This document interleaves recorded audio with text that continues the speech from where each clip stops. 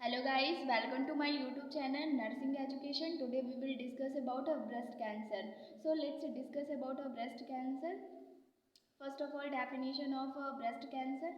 Breast cancer is a cancer that forms in the cells of the breast.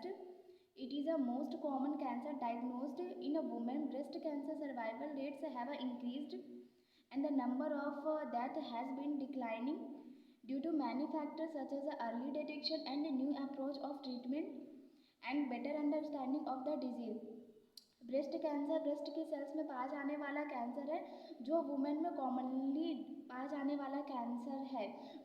Breast cancer से survival rate increase हो गया और इसकी death की rate decline हो गई है क्योंकि इसके लिए अर्ली डिटेक्शन ट्रीटमेंट और लोगों की डिजीज़ के लिए ब्रेस्ट कैंसर के लिए अंडरस्टैंडिंग बेटर होने की वजह से इसकी डेथ रेट डिक्लाइन हो गई है। This is the definition of breast cancer. Now incidence of breast cancer. The incidence of breast cancer is known to be raised who started menses at an early age। जिनके menses early start हो जाते हैं उनमें breast cancer ज़्यादा देखने को मिलते हैं। Now we will discuss about types of breast cancer. There are two types of breast cancer. First is the intraductal tumor and the second one is the interlobular tumor. So first of all we discuss about intraductal tumors. Development of tumors to intraductal epithelial, it is of two types. First is invasive, cancer remains in a particular location of a breast. Second is non-invasive, cancer cell break through normal breast tissue, barriers and spread to other parts of the body through the blood stream and lymph nodes. Epithelium में होने वाले tumour को intraductal tumour कहते हैं। ये to type का होता है। इन्वेसिव ट्यूमर ब्रेस्ट के एक पर्टिकुलर लोकेशन में देखने को मिलता है। नॉन इन्वेसिव जो कैंसर होता है वो अपने ओरिजिन वाले प्लेस से ब्रेक होकर ब्लड और लिम्फ के थ्रू बॉडी के अदर पार्ट्स में स्प्रेड हो जाता है। This is all about intraductal tumors. Now second one is the interlobular tumors. Tumors of mammary glands lobules. It is of two types, invasive and non-invasive. mammary glands के lobules में होने वाले tumour को interlobular tumor कहते हैं। ये भी दो टाइप के होते हैं, invasive and non-invasive tumor. These are the two types of breast cancer. Now we will discuss about risk factors which can cause breast cancer. First is a female about 45 years और more which have a positive family history. जिन female की age 45 year से ज़्यादा होती है और जिनकी family में ब्रेस्ट कैंसर की हिस्ट्री देखने को मिलती है उन वुमेंस को रिस्क रहता है ब्रेस्ट कैंसर होने का। लेट मीनोपॉज, जिनका मीनोपॉज लेट रहता है उन्हें भी रिस्क रहता है ब्रेस्ट कैंसर होने का। अर्ली मीनोपॉज, जिनका मीनोपॉज अर्ली होता है उन्हें भी रिस्क रहता है ब्रेस्ट कैंसर होने का। ओबेसिटी की वजह से भी ब्रेस्ट कैंसर होने का रिस्क रहता है। अल्कोहल जो इंटेक करते हैं उन्हें भी रिस्क रहता है ब्रेस्ट कैंसर होने का। यूज़ ऑफ कॉन्ट्रासेप्टिव पिल्स, जो कॉन्ट्रासेप्टिव पिल्स का यूज़ करते हैं उन्हें भी रिस्क रहता है ब्रेस्ट कैंसर होने का। Lack of breast feeding to baby, increasing age, high fat diet, जो फैट ज़्यादा लेते हैं उन्हें भी रिस्क रहता है ब्रेस्ट कैंसर होने का। लेट मैरिज की वजह से भी ब्रेस्ट कैंसर होने का रिस्क रहता है।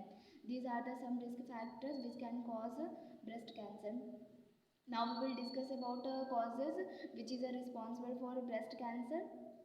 No actual cause but some are heredity, chemical, obesity, hormonal radiation. Heredity की वजह से ब्रेस्ट कैंसर हो सकता है, केमिकल्स की वजह से, ओबेसिटी, कुछ हार्मोन्स भी रिस्पॉन्सिबल रहता है ब्रेस्ट कैंसर के लिए, या फिर रेडिएशन की वजह से भी ब्रेस्ट कैंसर हो सकता है। These are the some causes which is responsible for breast cancer. Now we will discuss about clinical manifestations in a breast cancer. First is a mass, painless. 50% mass are located in upper quadrant. इसमें जो मास रहता है वो painless होता है, means pen नहीं होता है और ज़्यादातर अपर क्वाड्रेंट में देखने को मिलता है। 50% अपर क्वाड्रेंट में देखने को मिलता है। अपर क्वाड्रेंट का मीन्स कि ऊपरी भाग में देखने को मिलता है। निप्पल डिस्चार्ज में भी ब्लड और सीरम, और इसमें निप्पल से डिस्चार्ज देखने को मिलता है, ब्लड या सीरम का डिस्चार्ज हो सकता है। ब्रेस्ट में एसिमेट्री देखने को मिलती है, ऑरेंज पीली स्किन होती है, डिम्पलिंग भी देखने को मिलती है स्किन में। निप्पल रिट्रैक्शन देखने को मिलता है, late signs, pain, ulceration, oedema, ये सारे सिम्टम्स देखने को मिल सकते हैं ब्रेस्ट कैंसर में। These are the clinical manifestations in breast cancer. Now we will discuss about diagnostic evaluations in a breast cancer to diagnose breast cancer. First first is a physical examination, इसमें specially breast examination किया जाता है breast cancer को diagnose करने के लिए। Mammography, breast x-ray examination is called a mammography. Breast का x-ray examination mammography कहलाता है। बायोप्सी और एस्पिरेशन भी किया जाता है ब्रेस्ट कैंसर को डायग्नोज करने के लिए।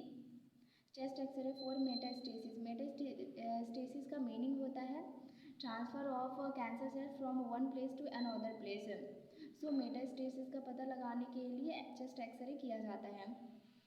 Breast self examination for early detection, breast cancer के अर्ली डिटेक्शन के लिए ब्रेस्ट सेल्फ एग्जामिनेशन टेस्ट किया जाता है। एक्सिलरी नोड सैम्पलिंग भी की जाती है ब्रेस्ट कैंसर का पता लगाने के लिए। These are the some diagnostic evaluation to diagnose breast cancer. Now we will discuss about management to treat breast cancer. First of all, surgical management. First is a lumpectomy, surgical removal of a breast lump tumour, और इसमें breast lump को surgically remove किया जाता है।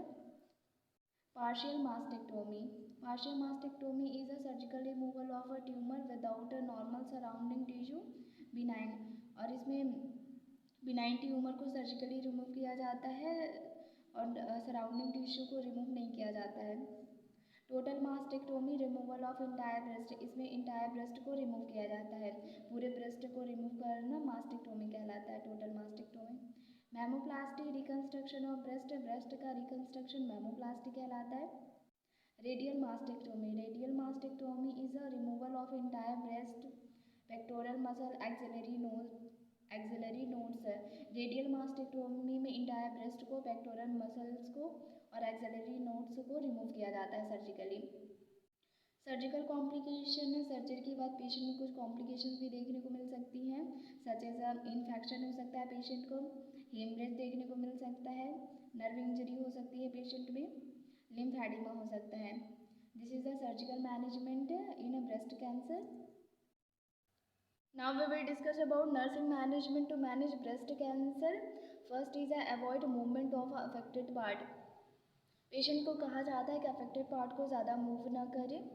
Avoid heavy weight lifting, और भारी वजन उठाने के लिए मना किया जाता है।